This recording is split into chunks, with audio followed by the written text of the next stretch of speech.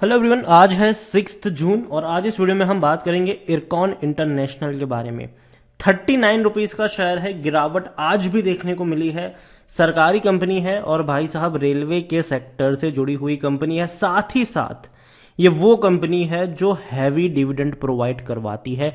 बहुत ज्यादा डिविडेंड ये पे करती है और एक साल में कई बार डिविडेंड पे करती है। और जो ग्रोथ देखने को मिलता है वो सिर्फ डिविडेंड के थ्रू देखने को मिलता है। शेयर प्राइस में तेजी के थ्रू कमाई नहीं होती है लोगों की, सिर्फ डिविडेंड के थ्रू होती है।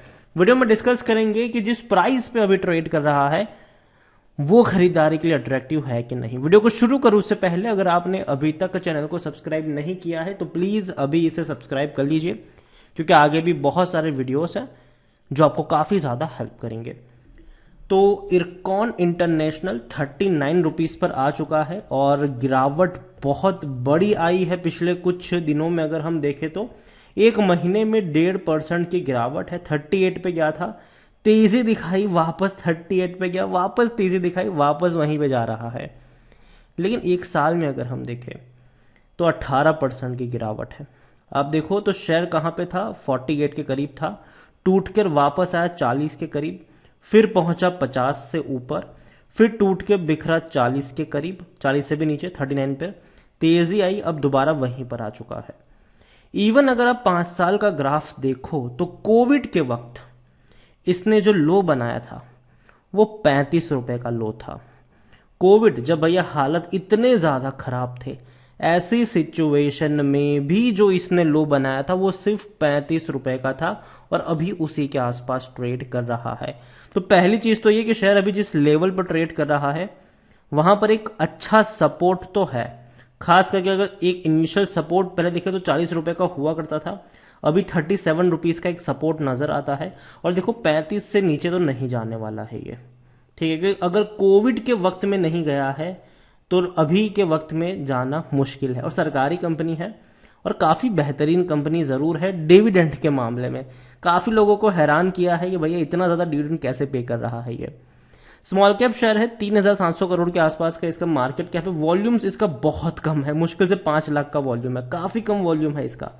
यहां पर आप देखो तो प्रमोटर के पास 73.18% की होल्डिंग है। प्रमोटर कौन है? सरकार है, सरकारी कंपनी है भाई साहब, रेलवे से जुड़ी हुई है और एक भी शेयर गिरवी नहीं है। एफआईएल्स के पास 2.23% की होल्डिंग है, 0.02% की होल्डिंग म्यूचुअल फंड, 0.73% की होल्डिंग इंश्योरेंस कंपनी के पास देखने को मिल रही है।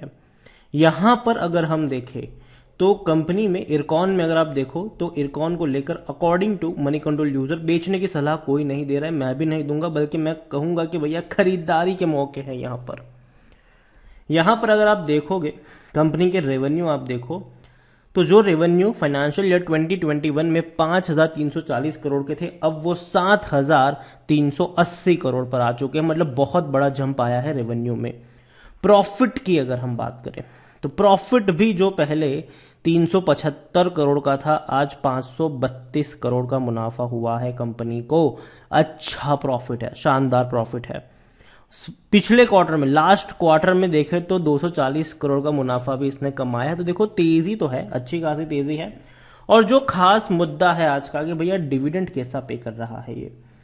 तो डिविडेंड की मैं बात करूं तो इस साल फरवरी में 70 पैसे का इसने डिविडेंड पे किया, लेकिन दोबारा भी डिविडेंड अनाउंस हुआ है यहां पर। अभी जो पिछले महीने की 27 तारीख को इनकी बोर्ड ऑफ मीटिंग हुई थी वहां पर 65 पैसा पर शेयर का डिविडेंड अनाउंस किया गया है, ठीक है। तो ऑलरेडी कह सकते हो कि साल में ये दूसरा डिविडेंड बहुत जल्दी आपको देखने को मिलेगा। पे अभी तक किया नहीं है, करेंगे, ये अनाउंस हुआ है भैया, डिस्कस हुआ है। लेकिन अगर आप 2021 की बात करें तो 2021 में इसने 4 बार आपको डिविडेंड पे किया है। पहले 1 रुपये 30 पैसे, फिर 45 पैसे, फिर 1 रुपये 70 पैसे, फिर 70 पैसे। 2020 में इसने 2 बार आपको डिविडेंड पे किया है। पहले 13 रुपये 45 पैसे, फिर 2 रुपए का। 2019 में 2 बार 10 रुपये 72 पैसे और 10 रुपये 83 पैसे के आसपास का डिविडेंड। तो 2019 में ऑलमोस्ट इसने आपको पे किया था 21 रुपये 50 पैसे का डिविडेंड। 2020 में इसने आपको पे किया 15 रुपए का डिविडेंड, ठीक है, हालांकि तब शेयर प्राइस ज़्यादा थे इसके, ठीक है। 2021 में 2020 में 15 रुपए के आसपास का था। 2021 में देखिए जब शेयर प्राइस इसकी ऑलमोस्ट 50 रुपए के आसपास ही थी, तब भी इसने, अगर आप डिविडेंड की बात करो तो 4 रुपए 25 पैसे या 15 पैसे के आसपास का इसने डिविडेंड पे किया है। तो 4 रुपए से ज़्यादा का डिविडेंड। और अब जब ये शेयर 40 रुपए के आसपास ट्रेड कर रहा है, तो जो डिविडेंड आपको ये पे कर रहा है, पहले 70 रुपए का पे कर चुका है इस साल और अभी 65 पैसे का पे करेगा।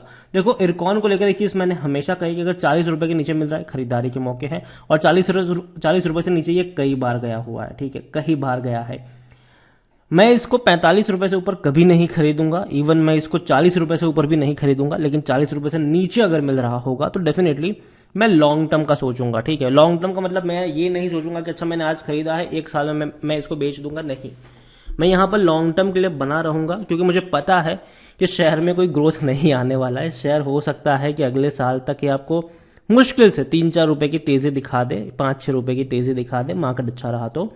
लेकिन इतना जरूर है कि डिविडेंड के थ्रू अगर आप 40 रुपए का शेयर लेते हैं तो ये आपको 4 रुपए का डिविडेंड तो साल का पे कर ही देगा, या फिर 3.5 रुपए का पे करेगा। जो देखा जाए तो भाई साहब कम से कम 9 से 10% होता है, इतना कोई नहीं पे करता है, ठीक है। इतना इंटरेस्ट आपको कोई पे नहीं करता, इतना रिटर्न आपको कहीं नहीं मिलता है। ना बैंक एफडी पे करती है और ना ही बहुत ही कम म्यूचुअल फंड्स पे करते होंगे, ठीक है। म्यूचुअल फंड्स पे करते हैं लेकिन बहुत ही कम, लेकिन उसमें रिस्क भी होता है, लेकिन यहाँ पर रिस्क नहीं है इस लेवल पर। अगर आपकी खरीदारी 40 के नीचे है तो मेरे हिसाब से कोई बहुत बड़ा रिस्क आप नहीं ले रहे हो इरकॉन में। इरकॉन को लेकर अगर आप देखें तो खरीदारी करने का सही मौका है, कोई शेयर ओवरबॉट जोन में नहीं है, कोई भी रेड फ्लैग नजर नहीं आ रहा, काफी सस्ता है। 6.28 का पी है, जबकि सेक्टर पी 44 का है।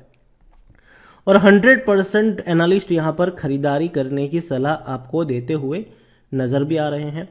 लॉन्ग टर्म में पैसा बनाकर दिया भी है, बैंक एफडी से अच्छा पैसा बना है, लेकिन अगेन कह दूं जो पैसा बना है वो डिविडेंड से बना है, शेयर में ग्रोथ से कतई नहीं बना है। यहां पर आप देखो तो डिविडेंड तो अच्छा पे करता ही है, करंट प्राइस भी कम है। होल्डिंग्स की अगर हम बात करने जाए शेयर होल्डिंग्स की, तो प्रमोटर अच्छी खासी होल्डिंग लेकर बैठे हैं। प्रमोटर मतलब सरकार है, 73.18% की होल्डिंग है। 0.02 म्यूचुअल फंड, 0.99 डोमेस्टिक, 2.23 एफआईएल्स, 23.58% के आसपास की होल्डिंग रिटेल और अदर पार्टीज के पास देखने को यहां पर मिल रही है। देखो इरकॉन को लेकर मैं एक ही चीज कहूंगा कि मैं इसको 40 रुपए से ऊपर नहीं खरीदूंगा, और अगेन थोड़ा सा बायस हो जाएगा, लेकिन अगेन कह दूं मेरी खुद की यहाँ पर पर्सनल बाइंग है। तो अगेन अगर आप बाइंग करते हैं तो अपना भी रिसर्च जरूर करिए। और मेरी जो बाइंग है वो 38 रुपीज़ के आसपास है, और दोबारा अगर वहां पे जाएगा मैं थोड़ी सी और एवरेज करने की कोशिश करूंगा, लेकिन मैं लॉन्ग टर्म का खेल रहा हूं यहाँ पर, मैं शॉर्ट टर्म का नहीं खेल रहा हूं, क्योंकि मुझे पता है कि शॉर्ट टर्म और लॉन्ग टर्म दोनों में ही शेयर प्राइस सेम जगह पे आपको अटकता नजर आ सकता है। हो सकता है कि बीच में 45 तक भी चला जाए, लेकिन 45 पर जाने के बाद दोबारा टूट के 40 पर भी आने वाला है। लेकिन डिविडेंड अगर आप देखो तो लॉन्ग टर्म में यहाँ पर अच्छा पे कर रहा है ये, और पैसा जो बनेगा, ग्रोथ जो होगा वो उसी के थ्रू होगा। तो आप में पेशेंस होना जरूरी है, अगर वो नहीं है तो मत पड़िए।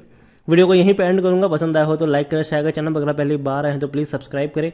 और इरकॉन इंटरनेशनल के बारे में क्या सोचते हैं वो भी आप मुझे कमेंट में लिखकर बता सकते हैं। Thank you.